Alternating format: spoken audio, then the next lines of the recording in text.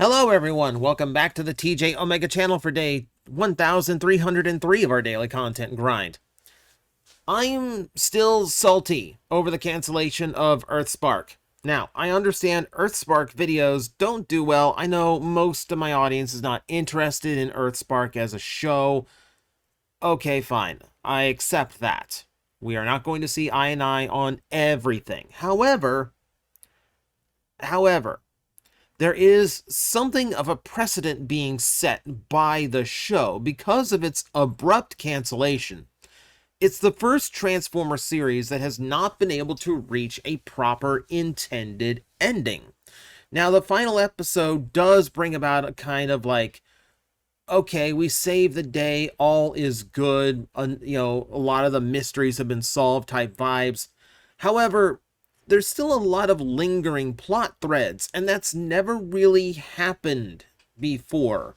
Not since Generation 1 has there been like an abrupt cutoff where it looks like the show could have or was meant to continue, but never really managed to do it. All the other shows got to have proper full endings, and if there's a loose plot thread, it's by accident. Earthspark set up stuff that never got a chance to pay off. So since this is probably the last time I'm ever going to get to talk about the series and the storyline, let's kind of discuss the loose ends that Earthspark never really got to tell, and maybe here and there we'll talk about what could have been done, and I'll fanfic a little bit for you, because I know a lot of you like the creative side of TJOmega, so I'll do a little bit of that too. And I think the first lingering plot thread, I think it has to be what happened to the Decepticons. Season 3, they steal Prowl's ship, they fly off because Shockwave's entire intention was to make it back to Cybertron, which Starscream, when he was in charge, decided, no, we don't even know if it still exists, so let's just focus on taking over this planet and bringing a new Cybertron to life. Well, it didn't work out, but Shockwave managed to get a ship, and he managed to leave the planet. And that's it. So we never found out the fate of Cybertron. We never found out if they actually reached it. We never found out if they ran into anything else, if they went after the Allspark, anything else like that. We don't know. It's just, it seems like it was set up to present a major threat for the end of the series, like Shockwave bringing reinforcements back from Cybertron or something like that. But who knows?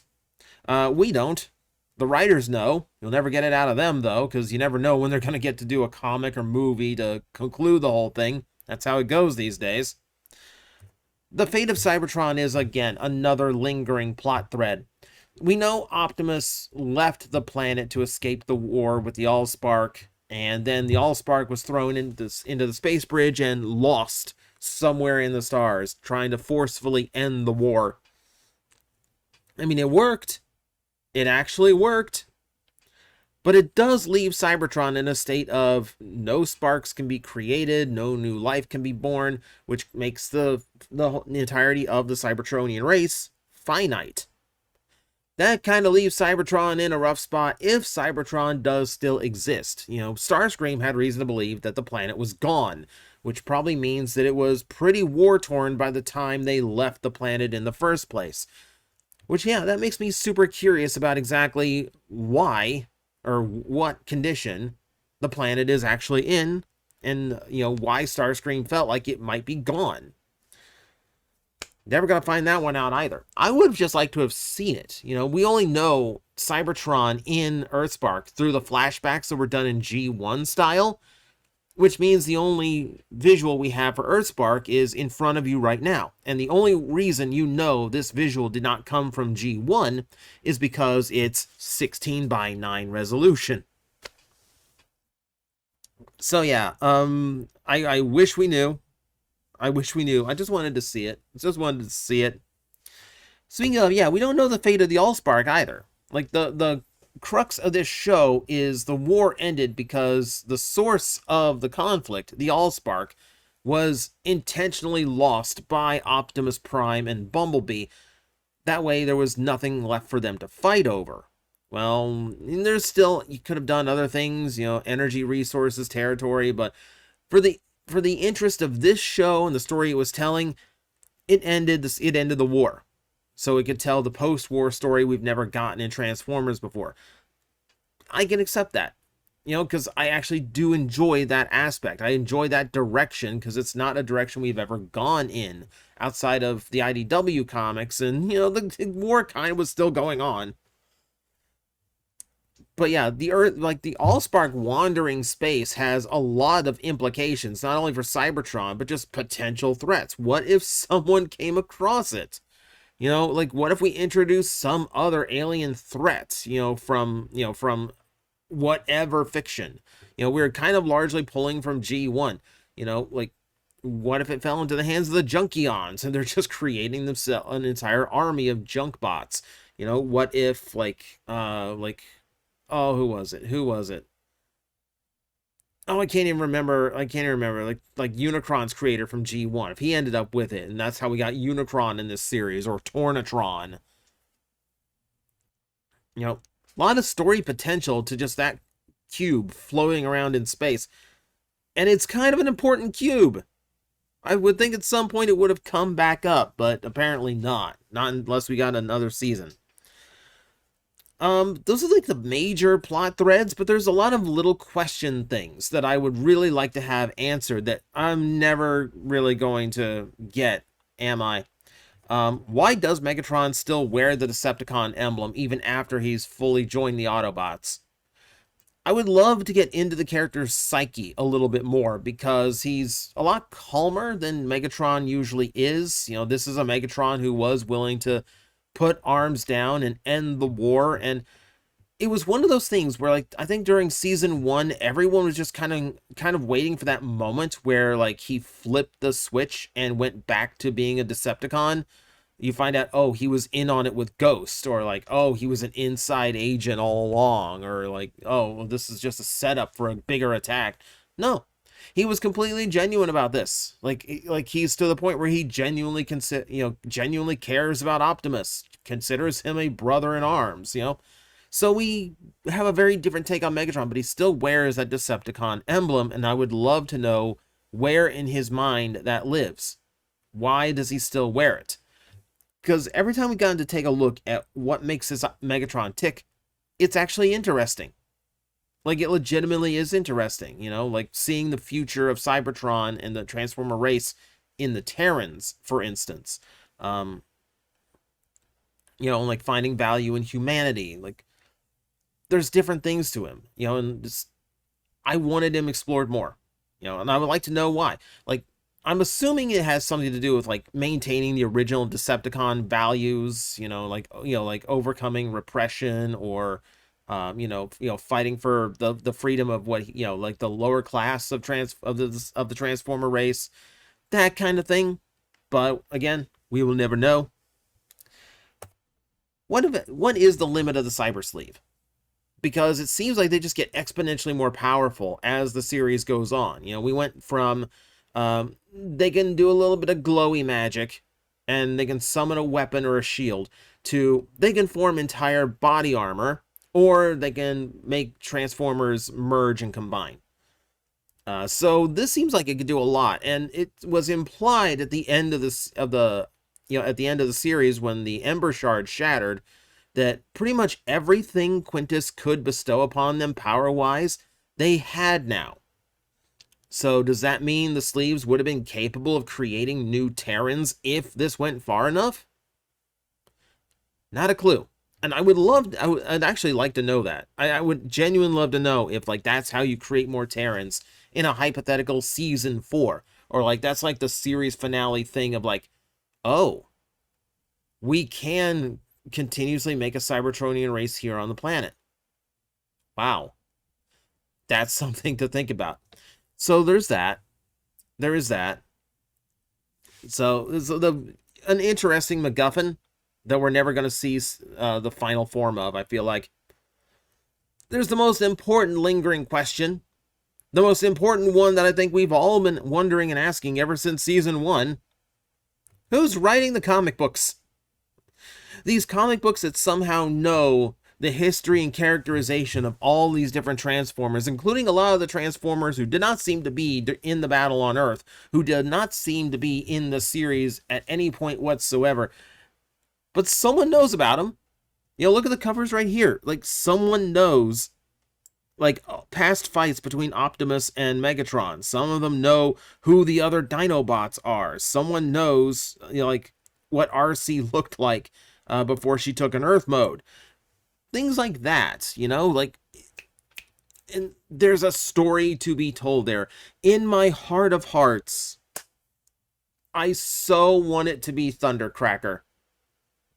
I mean, Nick Roche is involved in this series, so, like, some IDW has crept in here and there. We've got an Autobot Megatron, for crying out loud. So, yeah, like, it feels like they could have gone the same approach with Thundercracker, which I know the explanation for why he's not among the secret trio in the series is because they wanted to gender flip him, and Hasbro said no, so we got Nova Storm instead. But that's fine. That does mean he was left out, and that does mean he could have potentially been used. We don't even need to make a new model because it's a Seeker. Recolor Starscream. That's all it takes. It would have been fun. And it would have been so fitting. It would have been so fitting. Man, lost opportunity. Lost opportunity. Someone tracked down a writer. I don't know how to get in touch with the writers. I don't know what their, like, Instagrams or anything are. Someone tracked down somebody who wrote for the show and asked, like, who was writing the Transformer comics. I want to know. We got a few characters that are just kind of like floating in the wind, and I would love to know what was going to happen with them. The Chaos Terrans, for instance. When we left off, they were actually on better terms with their more calm Terran counterparts after being brought back to life by them, as well as helping them out to save the planet. They kind of left on, like, much more mellow terms, and Spitfire actually seemed agreeable to be around, but they weren't up to sticking around and being a big old family. So they're still rogue, they're still doing their own thing, but I felt like they were going to be a lot more mellowed out and potentially on the ally side by the end of the series. I don't know. Like, the idea of the Chaos Terrans is an interesting one. Also would have been interesting to see what is their makeup now, because do they have actual sparks? Do they have just a pent-up battery of chaos energy that could eventually extinguish? They don't have, like, a constant power source for their life anymore, unless they've written one in. I'd like to believe they did. I'd like to believe that all that Chaos Storm energy they sucked up would be, like, their permanent revival, but we didn't get that story yet. It's, again, things that I would really, really like for them to have been able to tell. Starscream, we mentioned, he's also a lingering thread. He's out of his mind. He's, like, literally insane. The last time we saw him, he's having a tea party in Terratronus' head, for crying out loud.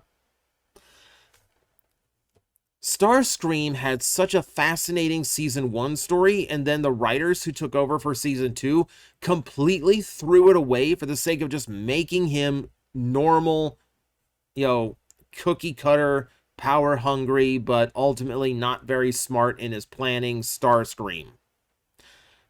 We had this, like, Starscream with actual PTSD, who actually had animosity toward Megatron because of his abusive nature toward Starscream.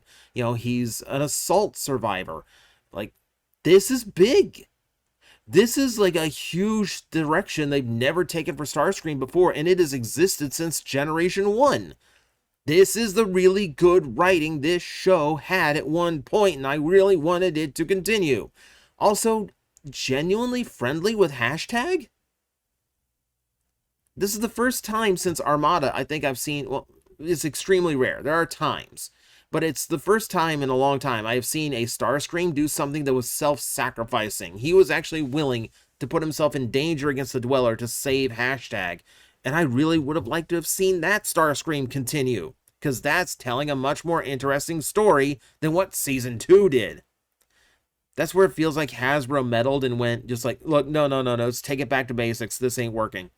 This ain't working. That's what it felt like. And I don't like that. I don't like that something unique was scrapped for the sake of something we've seen played out for 4 decades already. My favorite one to vanish that I still want an answer on is Tarantulus.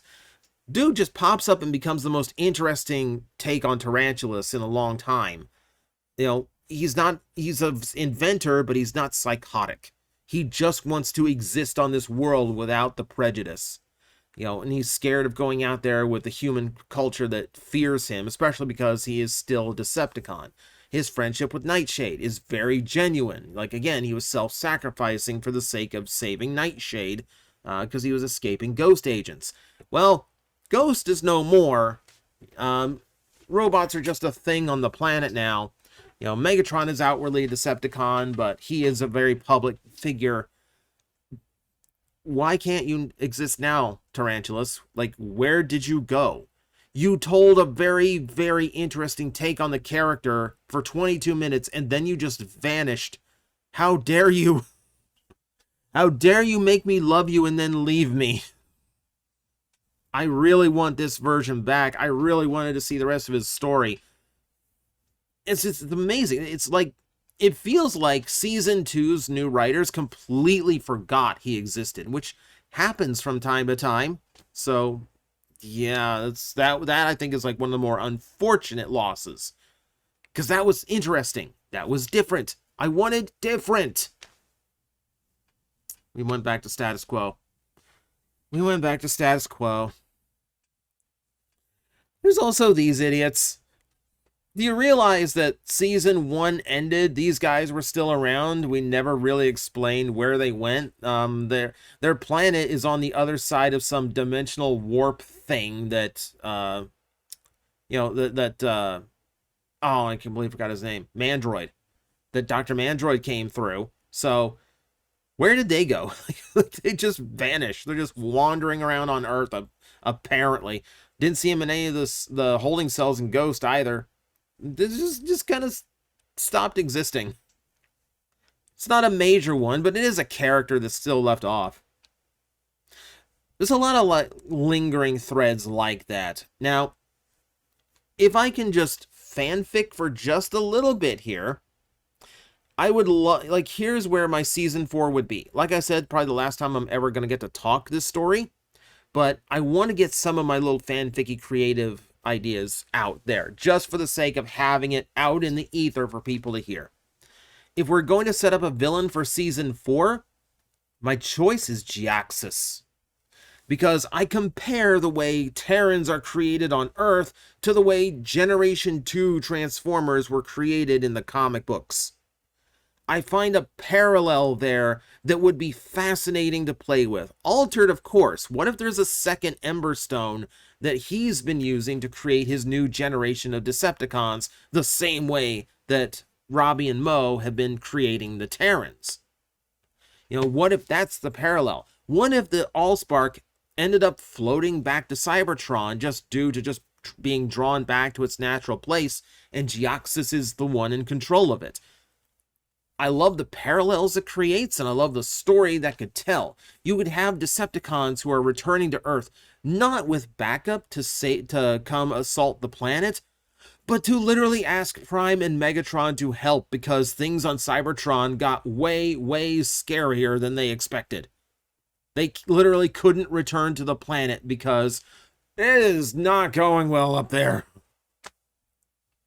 That's why I think Cosmos was added to the story. You know, if he was just going to be an amusement park ride, there's no reason for him to be that big unless the writers intentionally wanted him to be a shuttle for the Autobots to be able to go to and from Cybertron and actually put the planet into the storyline. Because it's clear they were setting up a mystery of, does the planet still exist or not? And the answer is yes. You absolutely want that absolutely want that character and that ability to go to the planet and see the planet in the show. You'd want that. So it feels like that was the setup and they never had a payoff, which is really unfortunate. The other thing that occurs to me is we needed a moment, we needed a finale where we need to establish life kind of moves on, you know? One of the ones that I meant to put in this list as a character with a loose end was Terratronus herself. What do you do with this gigantic titan on Earth? you do what Titans do. You like you have an adventure where, the Terrans are inside her trying to either repair her or upgrade her, with her body's natural defenses like white blood cell type, trying to stop them the whole way. But the result is her being able to transform into a city mode, or like a gigantic, transformer base like Metroplex. And that's the new home of the Terrans. And it's room for even more Terrans to start existing should Robbie and Mo actually have all the power of the Ember Shard now. But that becomes power that maybe they shouldn't be handling. So keep in mind, they eventually have to move on with their lives too. Like, they are still kids. They deserve to grow up outside of a battlefield and not have this responsibility on them. So here's my fanfic idea. Here's where the finale is. Here is where the finale of this series in my brain takes me. I wanted the Cyber Sleeves to leave Robbie and Mo once they had full control over them, and I wanted them converted into their own matrix of leadership, or a cartoon take on the creation matrix. That way that more Terrans can still be created through the power of what is left of the Ember Stone that exists in Robbie and Mo. And you have its own design. It has very much like the Terran design of like that steel blue color and the green inlay. So that's your look for the Matrix. And weirdly enough, the creation Matrix used to be depicted as green. So that actually plays pretty well. As far as who gets it, it's got to be Twitch, right? It's got to be Twitch. Twitch grew so much faster than her siblings. She imparts wisdom that is very advanced for a 1-year-old. And more importantly, she takes this supportive leader role amongst her siblings. And she seems like she's always the one who has a level head and in command of things when things start getting tense. She is the leader of the Terrans. It was just never made official. I would like the finale of the series to be like Robbie and Mo, moving, getting to move on with their lives and allowing the Terrans to have their own. And yeah, I would give the Matrix to Twitch. I couldn't come up with like a really good name for what you would call the prime of the Terrans. The closest I got was Gaia, like Twitch Gaia. Because I can't call her Twitch Prime. That's kind of taken. So that was the thought. That would have made for like a one of those bittersweet but kind of has to be done and the future still looks hopeful type endings, because they're still siblings even if they don't have the Cyber Sleeve bond, and ultimately that does let them live their lives how they want. So that was the thought.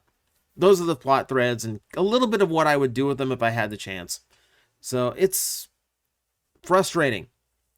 No Transformer series since G1 has been so abruptly cut off, and I would argue G1 didn't have nearly as many plots to wrap up as Earthspark did. And it's kind of a shame, but that's how it goes. So there you go. Probably the last I'm going to talk about this show ever. So thank you very much for watching. I will see you next time. Hello everyone, I am Astral Agent Magnetar, a Tokusatsu VTuber, and I am streaming 4 times a week over on Twitch, Monday, Tuesday, and Wednesday afternoons, and a special late night one on late Friday/early Saturday.